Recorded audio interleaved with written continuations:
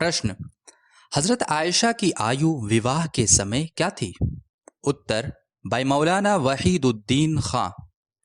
हदीस की किताबों में ये रिवायत मौजूद है कि रसूलुल्लाह सल्लल्लाहु अलैहि वसल्लम का निकाह हजरत आयशा से 6 वर्ष की आयु में हुआ और विदाई 9 वर्ष की आयु में हुई, लेकिन बहुत से प्रमाण इसका समर्थन नहीं करते।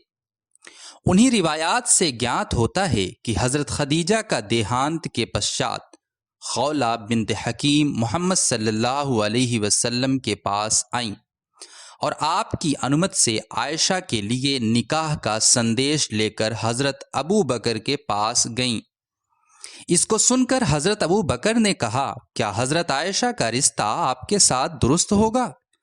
वो तो उनके भाई की लड़की है। खौला ने यह बात रसूलुल्लाह सल्लल्लाहु अलैहि वसल्लम को पहुंचाई। आपने कहा कि रिश्ता सही है क्योंकि अबू बकर मेरे दीनी भाई हैं, ना कि खूनी भाई।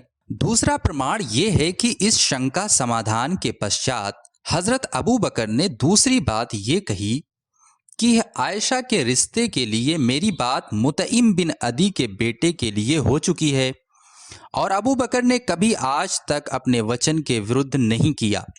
इसलिए इसके बाद वो मुतइम बिन अदी के पास गए और उससे इस संबंध में पूछा, तो मुतइम और उसकी धर्मपत्नी ने कहा कि हमको संदेह है कि तुम कहीं मेरे पुत्र को ईश भक्त ना बना दो। इसके बाद मुतइम से वादे का मामला समाप्त हो गया और हज़रत अबू बकर ने रसूलुल्लाह सल्लल्लाहु अलैहि वसल्लम से हज़रत आयशा का निकाह कर दिया।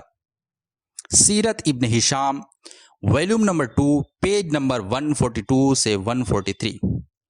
यहाँ ये विचार का विषय है कि मुतइम ने जब अपने पुत्र के विवाह का संदेश आयशा के लिए दिया तो वो उस समय तक निकाह की आयु तक पहुंच चुकी होगी।